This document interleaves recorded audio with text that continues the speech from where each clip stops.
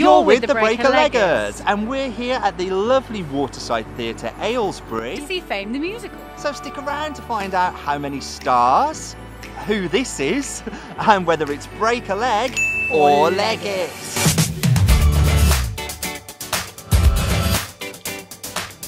So you're probably wondering what's become of Nathan. He's not sort of morphed into a new person. This is an actual lovely lady, Charlie, who is basically paid to be my friend. Absolutely, work colleague. Work colleague 40 hours a week, but you also have your own dance company. Yes, I do, The Naked. The Naked. Very We're not always naked.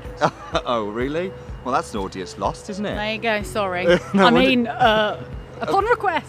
This show's got a special place in your heart, right? Yep, so it was the first show my mama ever took me to see on the West End. I was like 14, and it's basically I was sitting there and watching it, and obviously big fan of the film and then the next film when it came out, but yeah, I was like, okay, I'm gonna do dance. So this is kind of the reason I am, well, in recruitment, but it's kind of reason I've got a dance company on the side. On the side. So yeah, I mean that's pretty special. Yeah, so I'm excited. Thanks for coming tonight. Well, Fame, if you don't know, based on the 1980 film of the same name. The musical has a book by Jose Fernandez, music by Steve Margoshes, and lyrics by Jacques Levy. It premiered in 1988 in Miami. Interesting fact, never been to Broadway. Never been to Broadway the entire time, but it did make it to London in what year? 1995. Well done. And it was nominated for 3 Olivier's, including Best New Musical. Didn't win any. Didn't win any. But at least it got nominated. And I love it. Yeah, it's a story about struggling theatre students. The ultimate of age, the ultimate of talent and the struggles that we all had, and I'm so glad I'm not a teenager anymore. Yeah, so it's sort of a coming of age piece coupled with the high pressure environment of a drama school when you're trying to make it in an industry such as this one. Yeah. Features the hugely popular song Fame, which we all know, and it was recorded by Irene Cara for the film version. This production has been directed and choreographed by... Don't remember. Nick Winston. Nick Winston. We saw Nick Winston as the Leggers, his direction and choreography of Guys and Dolls at Kilworth House. Check out that review up there. Great show, and the dance was a standout for us. So, which is why I'm excited. Yeah, I'm hoping for great choreography. Cast, do you know anything about the cast? Mica Paris. Well done, yeah. Soul Star. Jack. Keith Jack, who was a runner-up in the Any Dream Will Joseph, Do. yeah, Joseph Any Dream Will show. Do. And Georgie Porter, who you'll maybe know from Hollyoaks. And also being one of FHM's top 100 most beautiful women. Yeah, she was on the front cover once. And 5 times! 5 times! She was on the front cover. Sorry, babe. So lots to look forward to for Fame. There's an interval, so stick around for our 30-second interval breakdown. And also at the end we'll be telling you how many stars. We've come to the interval of Fame the Musical here at the Aylesbury Waterside, which means it's time for the Break-a-Leggers 30-second interval breakdown. Go! You go first. Fame, it's exactly like every other version of Fame I've seen. So, choreography, really good. It's exactly what you'd imagine, exactly what you'd want. So if you want to come and watch a really good version of Fame, where there's nostalgia and... Have I gone over time already? Yeah, a little bit. Great, great. I think it's interesting. You don't get a huge amount of time with each character, which means there's not great room for character development. But yeah, as a visual show and as a great choreography piece, it's doing really well so far.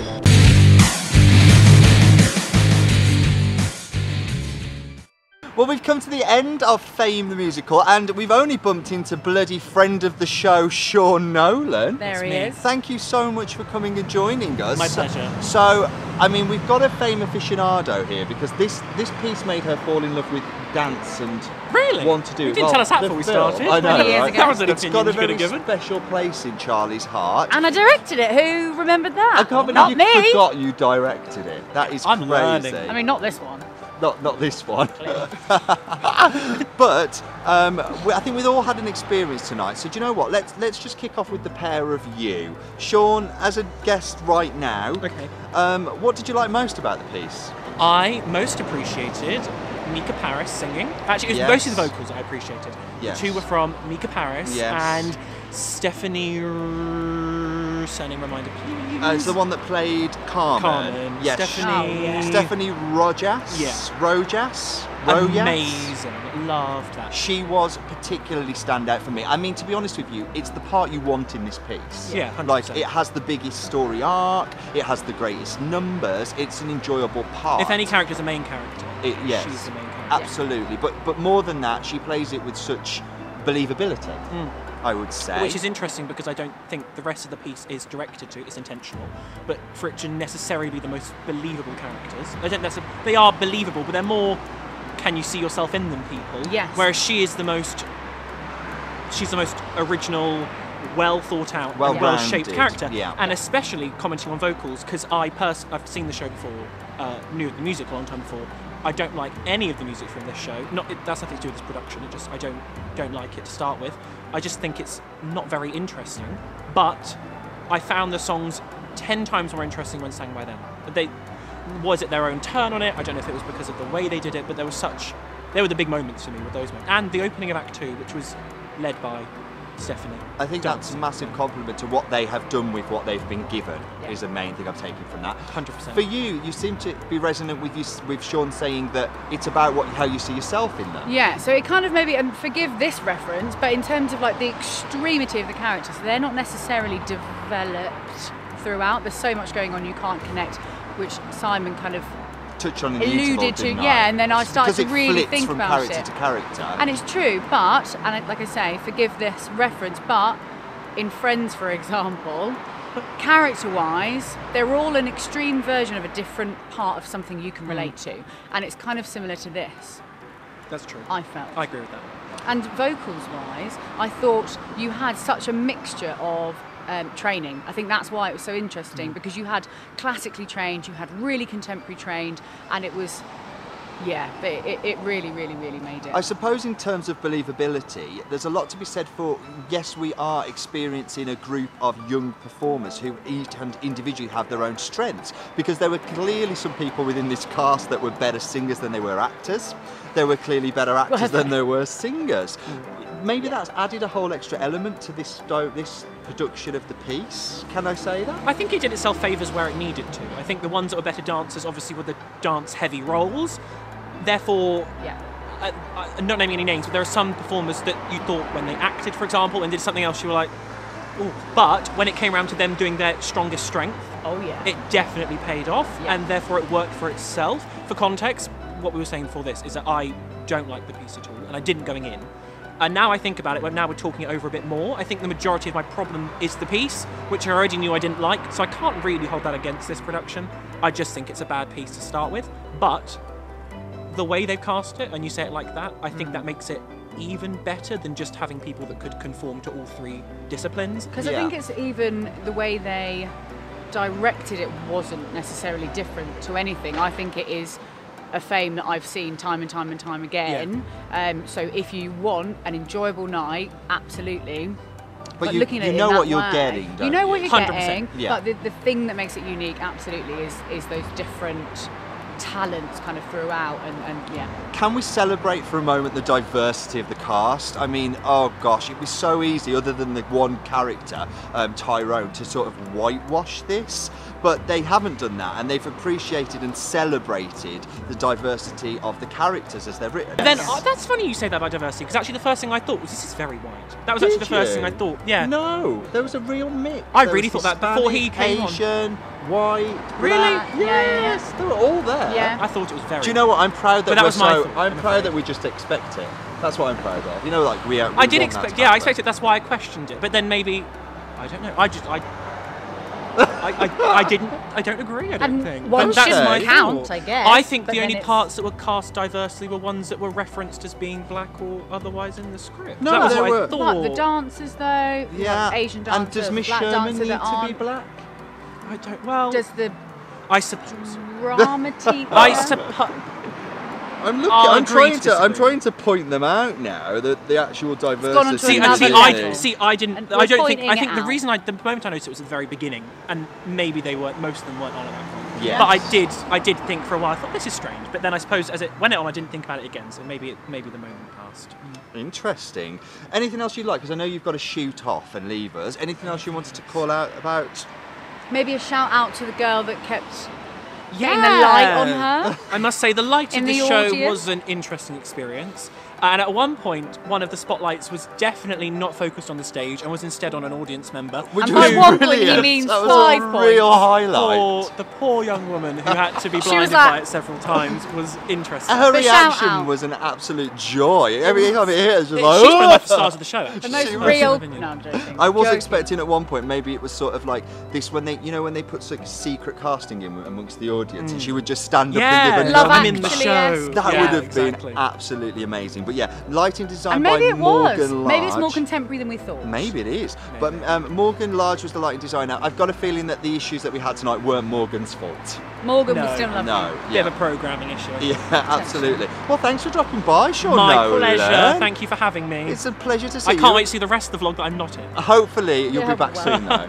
Well, that was an unexpected joy, and just like that, he's gone. So, let's sort of drill down into a bit It's more. magic. It's magic. There is one song in this, actually, that's called. Is it called It's Magic? I think so. And the end of the song is just. I laughed out loud because it's like a really bad 1980s ballad that just has that whispered magic at the However, end. And it's hammy as That's hell. the point, though. Is so it? a lot, yeah, absolutely. Like a lot of this, what you have to remember is a lot of this was created in the 80s. It's not like they tried to make a spin on it or anything. So that cheesy corniness, that 80ness, is absolutely the point. 80ness. I 80ness. love that as a phrase. Hashtag 80ness. Hashtag 80ness. Right there. But to be fair though, even though yes it's set in the 80s and it was written in the 80s, I still found its placement really strange. He did, but only. No, twice. For example, they reference Madonna in a scene that's set in 1980, and particularly Madonna's sort of Jean-Paul Gaultier outfit, which I'm sure was a Vogue era. Madonna fans, correct me if you must, but I'm thinking late 80s, early 90s for that. And I Yeah. didn't even think about Of it. course you didn't. And also they make a massive deal about what would sort of think Meryl Streep. And was Meryl Streep She's always been amazing. that big in 1980? I reckon. Was she? I don't know. I'm going to Google it. Again, I have no idea. So let us know, when did Meryl Streep win her first Oscar?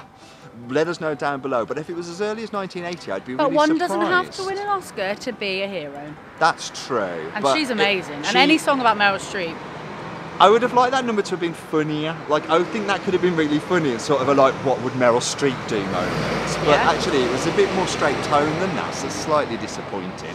Let's Yeah, move yeah. on to cast members specifically.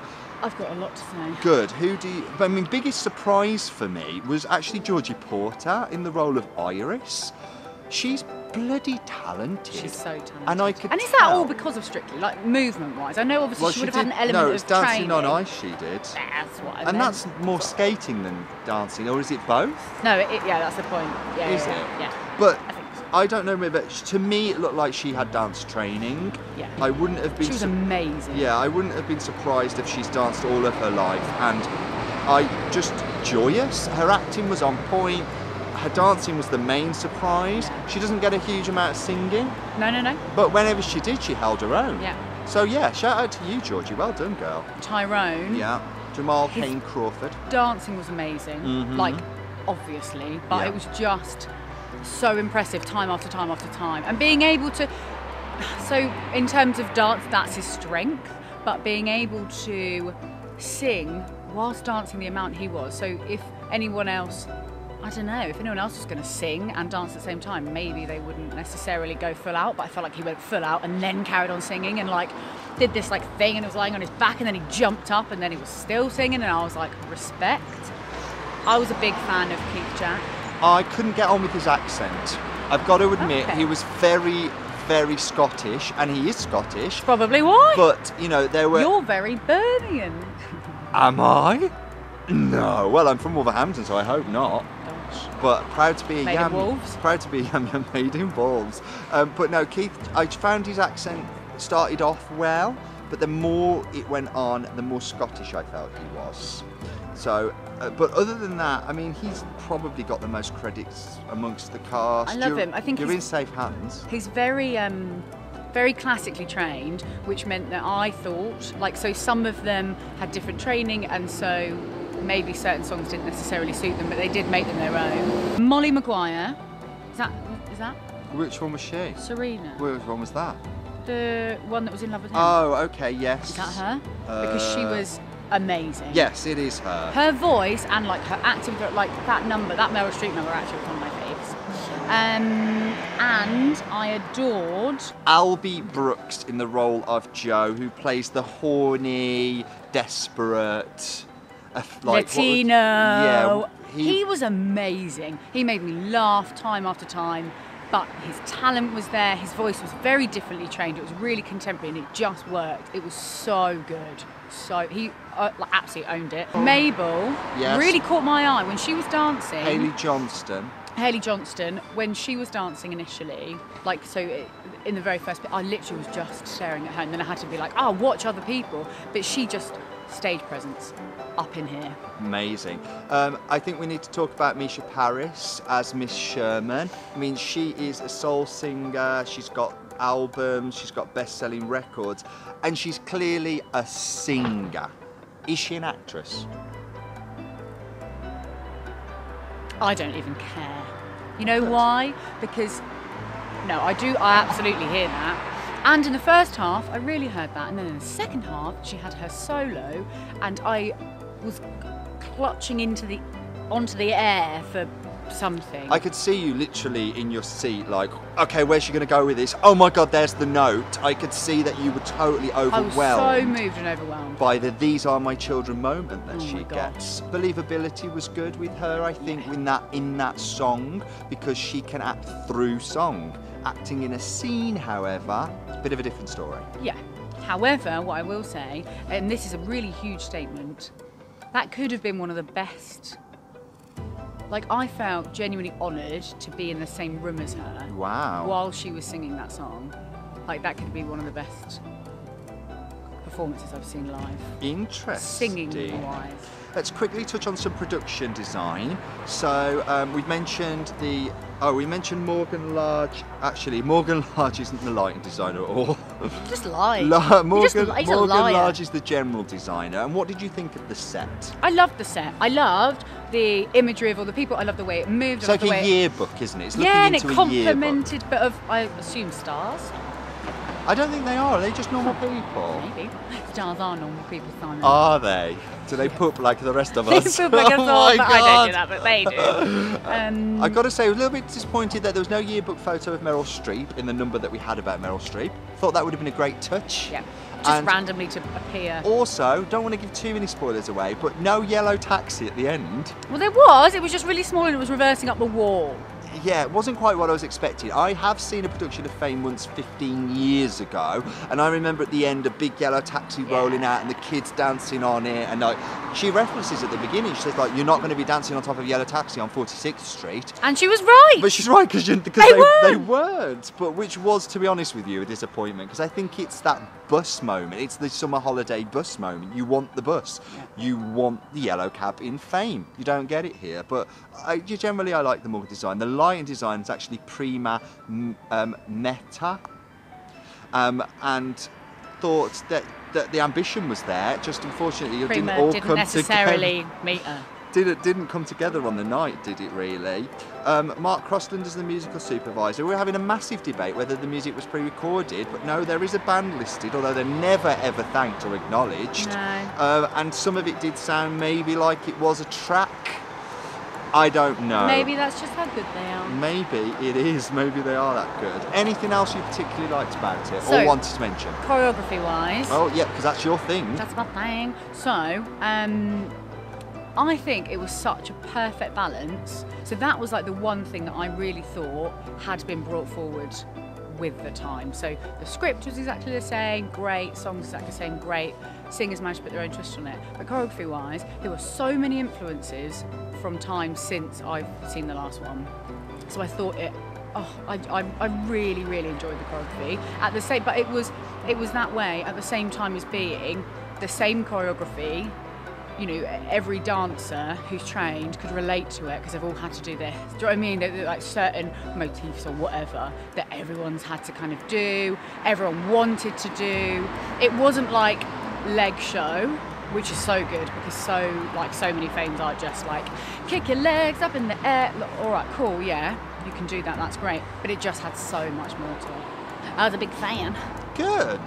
Well, I think we're going to round it up, and you're going to be wondering how many legs we're going to give Fame the Musical. For Fame the Musical, we are going to give 3 stars. Well done. Yeah, 3 stars for Fame the Musical. Which is ironic because this is our 3rd attempt at filming the fact that we're giving 3 stars. Absolute irony. But I think Nick Winston's choreography shines within a show that, to be honest with you, is rather dated, doesn't have particularly any great standout musical numbers, and has a book which loses focus at times. But for the choreography and the voices and the talent particularly of the people Mica there, it's worth seeing. It's absolutely worth seeing. But that's just what we think. Yeah, what do you think? Yeah, why don't pop down to the comments, let us know. This is touring until October 2019, so you've got time. Chances are you're gonna see it, and we'd love to know if you do. Anyway, we're the Breaker-Leggers. See ya. We'll catch you again soon. We'll catch you again soon. Bye. Bye.